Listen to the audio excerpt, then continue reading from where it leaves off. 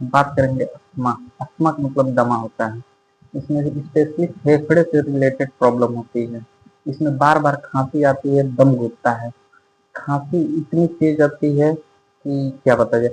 खांसी जो आती है वो बलगम को बाहर निकालने की कोशिश करती है। रेस्पिरेटरी ट्रैक्ट का जो वॉल्व होता है वो नैरो हो जाता है, यानी पतला हो जाता है कफ जमने की वजह से। वो चाहती है कि बाहर निकल जाए कफ, लेकिन निकल नहीं पाता है। इसका जो कारण होता है, ट्रैक्ट का जो रेस्पिरेटरी ट्रैक्ट का जो वाल्व होता है वो पतला हो जाता है कफ की वजह से। एक ये हो गया। दूसरा ब्रोंचियल ट्यूब में म्यूकस म्यूकस जो होता है वो जमा हो जाता है, उसके वजह से होता है। एलर्जी के कारण हो सकता है, प्रदूषण के कारण, जो मान लीजिए कहीं कटाई हो रही है उसके वजह से हो सकता है, दीवार में गिर मार उसके वजह से हो सकता है। जो धूल धुआं धक्कड़ जो लगता है खाना बनाती हैं और उसके वजह से हो जाता है। धूल में सीमेंट उमेंट वाला जो काम करते हैं धूल धुआं से रिलेटेड, उसके वजह से हो सकता है। क्योंकि जो दर्जी होते हैं कपड़ा काटते हैं उससे जो केमिकल उड़ता है उसके वजह से, जो पेंट कर रहा है उसके वजह से हो सकता है। दूसरी बात, ब्रोंची के पास म्यूकस स्पाज्म हो जाता है और पूरा जम जाता है, कचड़ा इतना कचड़ा जम जाता है। खांसी जब आता है तो चाहता है कि बलगम बाहर निकल जाए, लेकिन बलगम बाहर नहीं निकल पाता है और बार बार खांसी है और सांस लेने में दिक्कत होता है, दम घुटने लगता है। इसीलिए दमा वाले पेशेंट को अगर एक बार खांसी है तो बार बार आना। साइन और सिम्टम पहचान की बात करें तो सांस लेने में दिक्कत होती है, घबराहट बेचैनी होती है,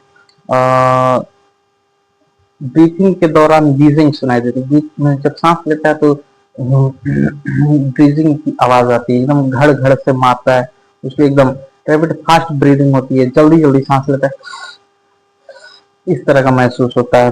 चेस्ट में पेन रहेगा, टाइटनेस बनी रहेगी, हार्ड बना रहेगा, कफ खांसी आएगी, रात के समय शॉर्टनेस ऑफ ब्रेथ, सांस लेने में बहुत दिक्कत होती है, बहुत कम ब्रीदिंग होती है, सांस लेने में बहुत लंबा लंबा सांस खींचते हैं। दमा वाले पेशेंट में आप कभी देंगे तो लंबा लंबा सांस खींचेगा, यहाँ की नसें पूरा दिखाई देंगी गले की, ऐसे ऐसे होगा। ठीक है, थकान रहेगी, रेस्पिरेटरी ट्रैक्ट में इंफेक्शन रहेगा, बार बार होगा, थ्रोट में इंफेक्शन, गले में इंफेक्शन रहेगा। इंस्ट्रक्शन की बात करें तो फैमिली में इंस्ट्रक्शन में कैसे दमा वाले पेशेंट को सुरक्षित रखें, तो सबसे पहला होता है कि कोई भी अगर दमा का पेशेंट है तो उसको तुरंत किसी चीज का लोड नहीं दिया जाता है। जैसे कोई भी उस तरह की बात हो जाए, किसी फैमिली में डेथ हो जाए या कोई और बात हो जाए तो उसको तुरंत नहीं बताया। इससे दमा का दौरा शुरू होने का चांस होता है। दमा बार बार ऐसे नहीं कहते हैं कि बार बार कोई बात सुन रही है तो बार बार पट रहा है, बार बार खांसी आ रही है, इस तरह का दिक्कत है, टेंशन नहीं दिया जाता, इमोशनल उसको नहीं किया जाता उस पेशेंट को, नहीं तो उसकी जान ली जा सकती है, इस तरह की कंडीशन होती है। शांत रहने का उसको प्रयत्न किया जाता है, पेशेंट जो तो उसको शांति जनक प्रयत्न किया जाता प्रयास किया जाता है। खुली हवा खुली स्थान में रखा, तो उसको ज्यादा टेंशन नहीं दिया जाता है। ज्यादा से ज्यादा फ्लूइड इंटेक, ज्यादा से ज्यादा पानी पिलाया जाता है उसको, क्योंकि लंग्स का म्यूकस लूज हो जाए। लंग्स का लूज होगा तभी निकलेगा, क्योंकि वो एकदम जकड़ जाता है, कफ चारों तरफ से घेर जकड़ जाता है, जिसकी वजह से उसमें भी सांस लेने की दिक्कत होती है। स्थलीन के साथ नेबुलाइजर स्थलीन के साथ नेबुलाइजर के मतलब नेबुलाइजेशन से ज्यादा लोग ध्यान देते हैं।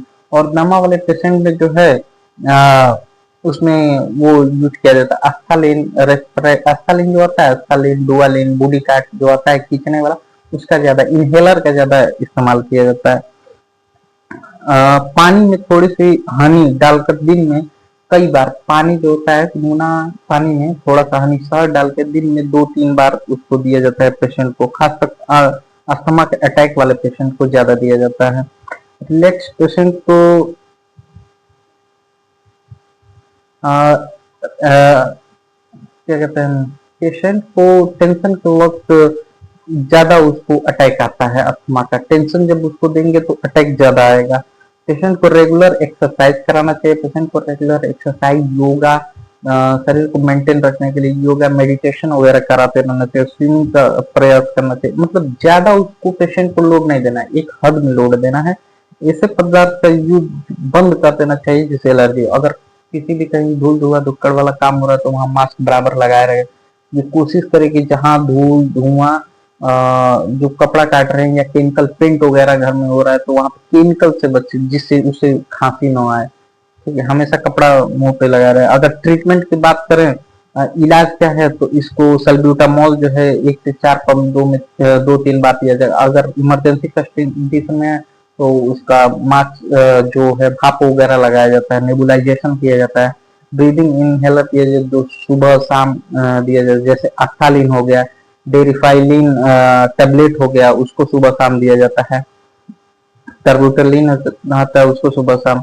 और ध्यान रखने की बात ये है कि सभी टेबलेट जो है अस्थालिन, डेरिफाइलिन की जगह सिरप दी जा सकती है। जो सिरप वो दिया जाए जो म्यूकस में जो भी कचरा जमा हुआ है, बलगम जो कफ जमा हुआ है, उसको लूज करके बाहर निकाले, लूज करके बाहर निकाले। ठीक है,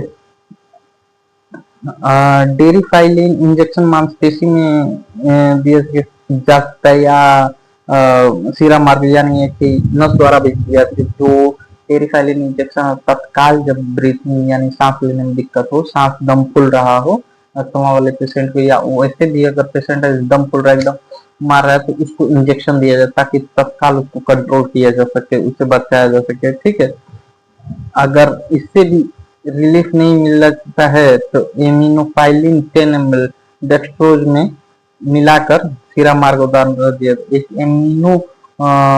एमिनोफाइलिन 10 ml डेक्सट्रोज और 25% डेक्सट्रोज जाता है उसके साथ दिया जाता है। वो भी ये ध्यान रखने योग्य बात होगी कि पेशेंट शुगर का मरीज ना होगा। शुगर के मरीज तो डेक्सट्रोज देंगे तो शुगर लेवल और हाई होता जाएगा। ठीक,